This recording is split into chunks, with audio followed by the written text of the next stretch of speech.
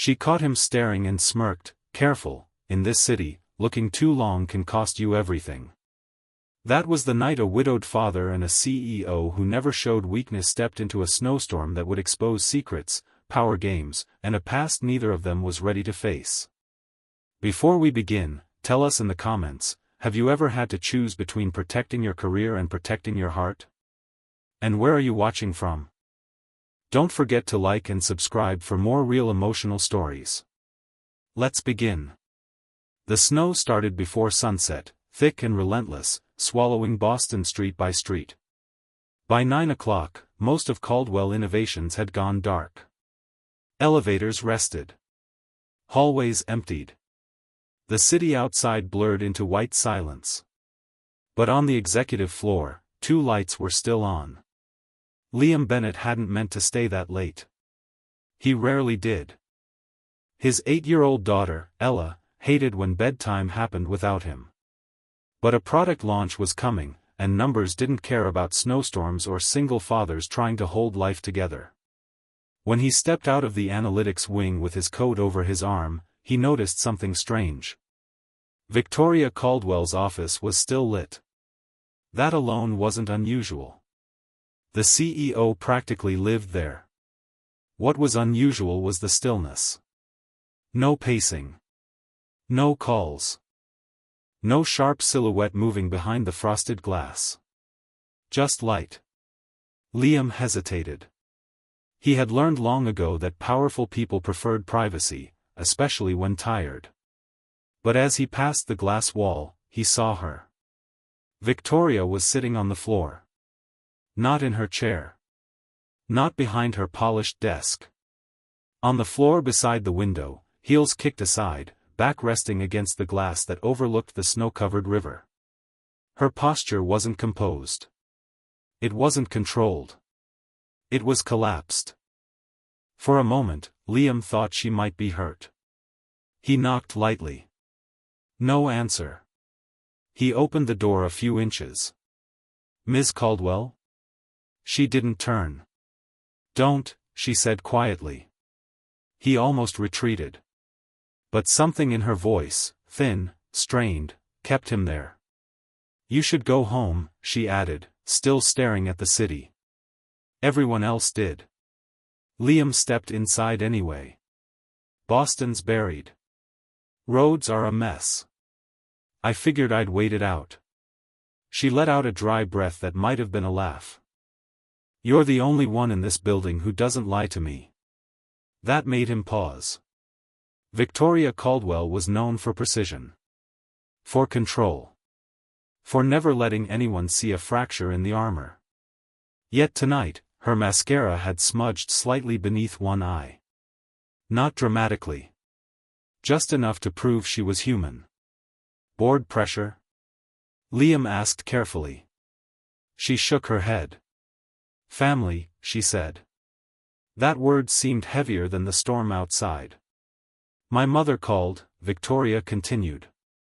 "There's a wedding this weekend. My cousin. Apparently, I'm expected to attend and smile and answer the same question again." "What question?" She finally looked at him. "Why a woman who built a billion-dollar company can't build a relationship." The words were steady, but her jaw tightened after she spoke them. Liam shifted his weight. He understood judgment. Understood the way people measured you against what they thought you should have fixed by now. "You don't owe anyone explanations," he said. Victoria gave him a long look. "In my family, everything is an explanation." Silence stretched between them. Snow streaked the windows behind her like static. Then she said it, direct, businesslike, as if proposing a merger. "Come with me." Liam blinked. "To the wedding?" "Yes." "And do what?" She stood slowly, regaining height, though not yet her full armor. "Be my boyfriend." The air changed. Liam thought of Ella. Of gossip. Of board politics. Of lines that shouldn't be crossed. "Why me?" he asked. Victoria stepped closer, expression unreadable. Because you're decent, she said. And because you know what it means to lose something real. That struck deeper than she realized. Liam studied her carefully. Beneath the CEO polish was something raw, fear, maybe. Or exhaustion. One condition, he said at last. Her eyes narrowed slightly. You're negotiating? Yes. He met her gaze evenly. After the wedding, you tell me the truth. Not the version you give investors. The real reason this matters so much. Victoria didn't answer immediately. Outside, snow kept falling. Finally, she nodded. Deal. And in that quiet office, while Boston disappeared under white, Liam Bennett stepped into something that felt less like an arrangement, and more like the beginning of a reckoning. The storm didn't stop for the wedding. By Saturday evening, Boston looked polished in white, historic brick buildings softened by snow, street lamps glowing gold against the cold. The Fairmont ballroom shimmered with warmth and money, crystal chandeliers reflecting off polished marble floors. Liam Bennett adjusted the cuff of his jacket as he stepped out of the car beside Victoria Caldwell. She looked flawless. Black velvet gown. Hair pinned with surgical precision. Diamonds subtle but deliberate. No trace of the woman who had been sitting on her office floor 2 nights earlier. If anyone here knew she'd cried, they'd never believe it. Victoria slid her hand into Liam's arm. Smile, she murmured. They're already watching. Inside, conversations slowed as she entered. Not because she was late, but because she was Victoria Caldwell. Power shifted when she moved. Liam felt the weight of eyes. Investors. Old Boston families. Executives who measured worth in lineage and leverage. And then he saw her. Margaret Caldwell approached like a verdict dressed in silk. Victoria, her mother said coolly. Her gaze shifted to Liam with quiet calculation. And this must be the distraction. Mother, Victoria replied evenly, this is Liam Bennett. Margaret extended a hand but barely touched his. What do you do, Mr. Bennett? I'm Director of Product Analytics at Caldwell Innovations, Liam answered calmly. Margaret's eyebrow lifted slightly. So you work for her? With her, Liam corrected, voice steady. Victoria's fingers tightened against his sleeve, approval or warning, he wasn't sure. Before Margaret could respond, another voice slid smoothly into the space between them. Victoria. Liam didn't need an introduction. Adrian Pierce looked exactly like the type of man who had never heard the word no without deciding it was temporary. Perfect tailoring. Controlled smile. Eyes that evaluated rather than greeted. Adrian, Victoria replied, tone neutral. Adrian's gaze flicked to Liam, assessing in seconds. So this is the mystery man. We're not a mystery, Victoria said. We're dating. Adrian's smile widened just enough to signal disbelief.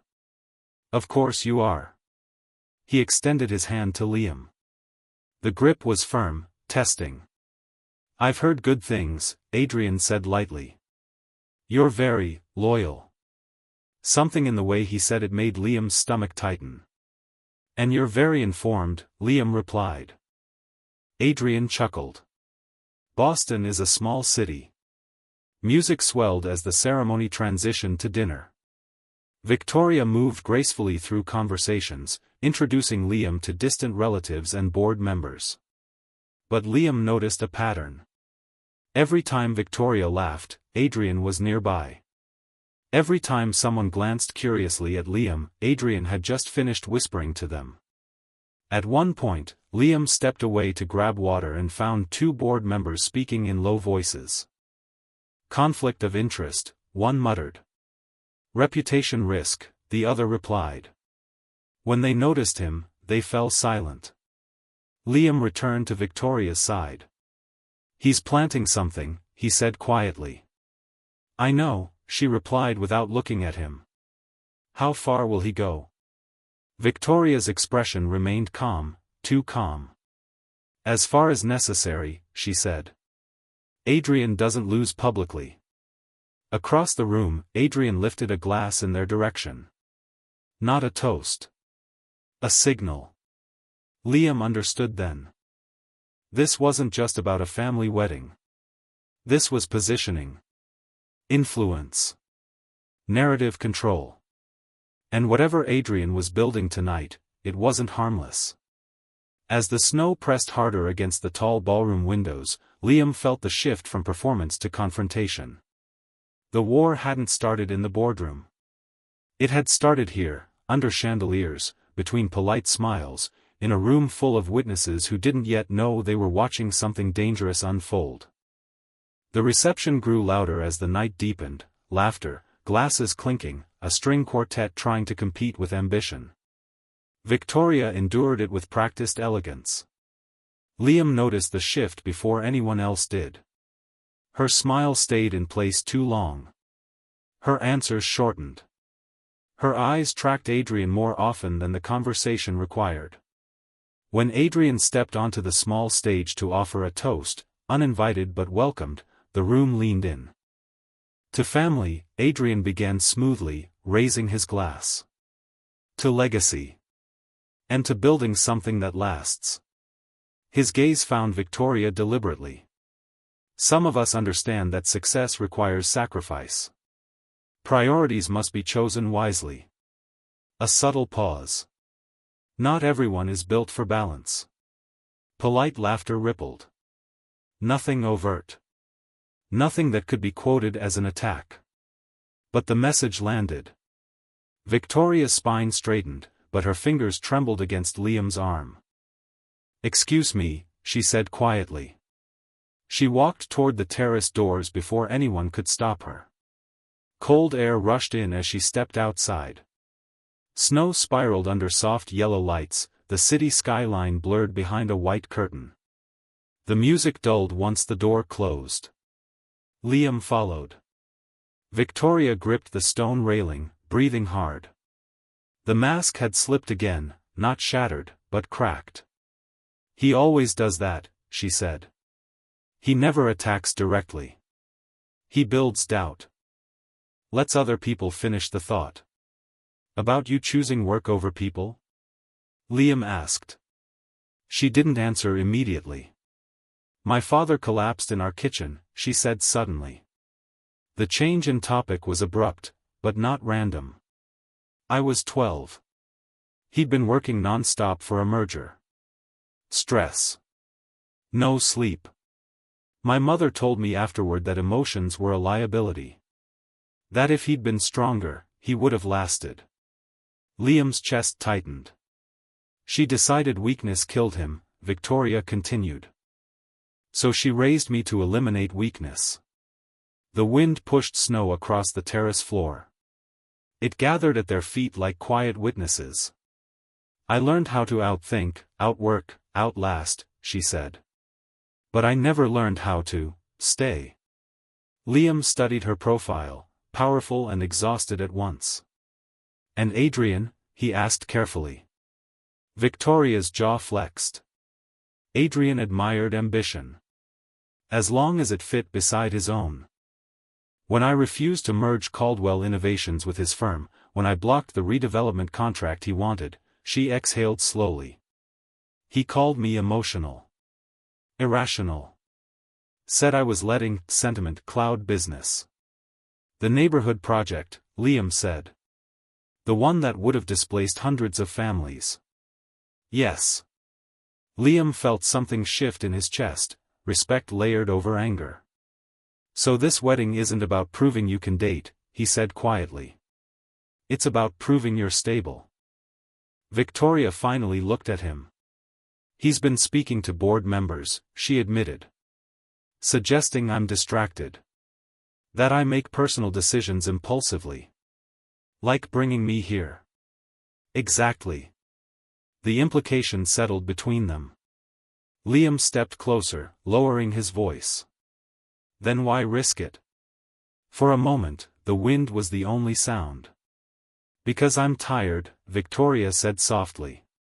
Tired of performing perfection. Tired of pretending I don't want something real just because it makes me vulnerable. Snow caught in her hair. She didn't brush it away. And because, she added, voice tightening slightly, Adrian thinks he can intimidate me into compliance. Liam's jaw hardened. I lost my wife because powerful people decided regulations were flexible, he said. I'm not afraid of men like him anymore. Victoria searched his face as if measuring the sincerity. Inside, applause erupted for another toast. Out here, something quieter was happening. You asked for the truth, she said. Yes. The truth is, Victoria continued, holding his gaze, I didn't just bring you to impress my family. She swallowed once, a rare fracture in composure. I brought you because when I'm near you, I don't feel like I have to win. The admission hovered between them, fragile and dangerous. Behind the glass doors, Adrian appeared briefly, scanning the terrace. Liam saw him. Victoria did too. The game wasn't over. But for the first time that night, neither of them felt like they were acting. And whatever had started as strategy was beginning to look like something neither control nor power could fully manage. Monday morning arrived bright and brutally clear.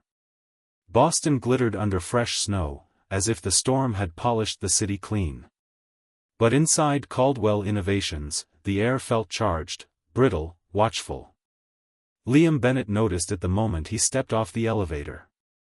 Conversations paused half a second too long. A junior analyst avoided eye contact.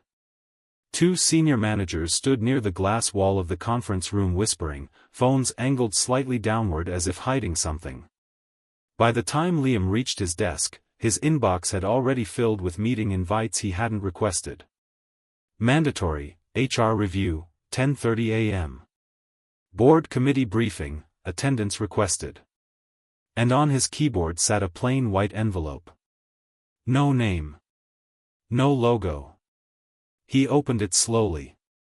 Inside were printed photos from the wedding. Him and Victoria on the terrace. Clothes. Snow in her hair. His hand near her face. The angle chosen carefully, intimate enough to imply more than had happened. Beneath the photos, a typed line. Conflicts of interest can be career-ending. Liam felt heat rise under his collar. This wasn't gossip. This was strategy. He walked straight to Victoria's office. She was already standing when he entered, tablet in hand, expression controlled but not calm. You received it too, she said. He set the envelope on her desk. So this is how he plays, Liam replied. Victoria tapped her tablet and turned it toward him. A finance blog headline filled the screen. Caldwell Innovations CEO involved with direct report, governance questions arise.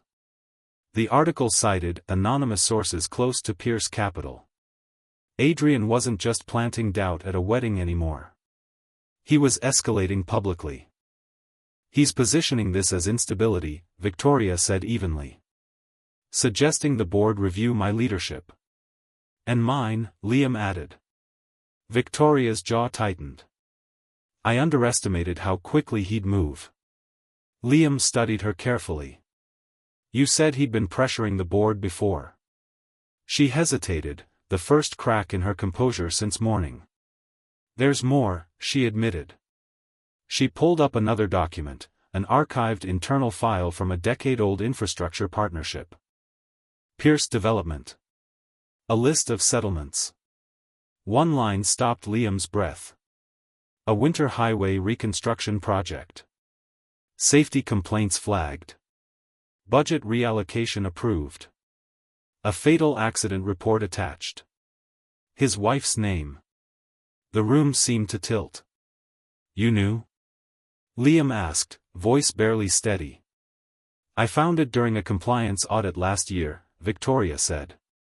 The project was quietly restructured. Liability minimized. The report buried. Liam stared at the screen, the letters blurring. That was Adrian's family firm, he said slowly. Yes. And you didn't tell me. Victoria's shoulders stiffened.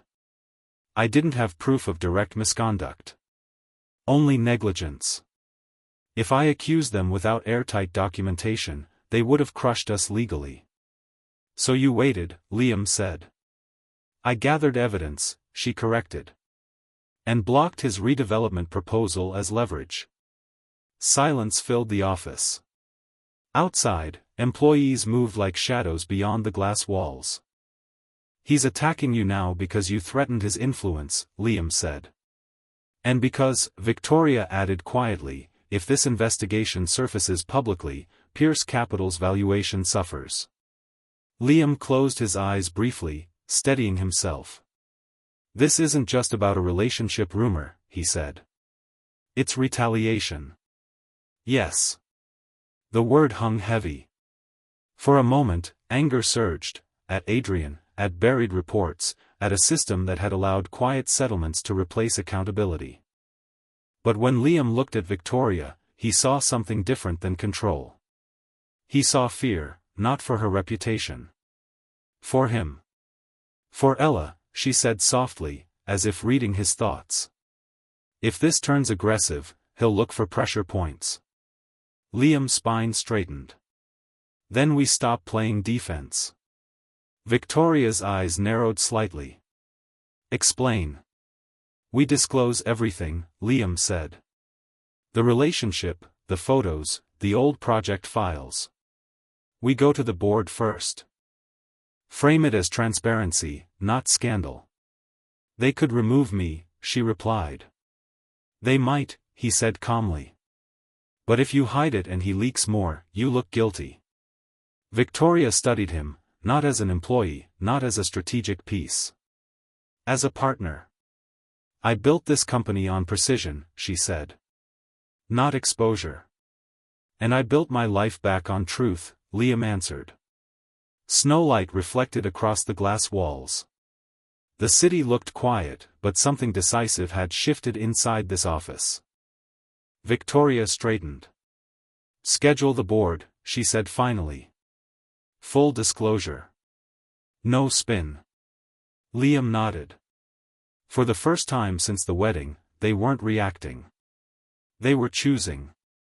And somewhere across Boston, Adrian Pierce was about to learn that intimidation worked best in silence. They were done being silent. The boardroom felt colder than the February air outside. Floor-to-ceiling windows overlooked a Boston still wrapped in white. Snow clung to rooftops and the frozen edge of the Charles River, sunlight cutting across the polished table where reputations were measured in quarterly returns. Victoria Caldwell stood at the head of the table. Not seated. Not defensive. Standing. Liam sat to her right, not as a subordinate, but as a witness. Across from them, Margaret Caldwell remained composed, hands folded. Two independent directors reviewed printed documents. Legal counsel waited with unreadable expressions. And Adrian Pierce leaned back in his chair like a man who believed gravity favored him. Victoria began without preamble. There are rumors regarding my relationship with Liam Bennett, she said evenly. They are not entirely false. A faint ripple moved through the room. We attended a family wedding together. I asked him to accompany me. That decision was personal. She paused deliberately. What is not personal is the coordinated attempt to frame this as instability. She tapped the screen behind her. Slides appeared, timestamps, blog leaks, anonymous citations traced to a PR firm connected to Pierce Capital. Adrian's smile thinned slightly. Victoria continued, voice steady. There is also a prior matter relevant to this escalation. She shifted the slide. A decade-old infrastructure project.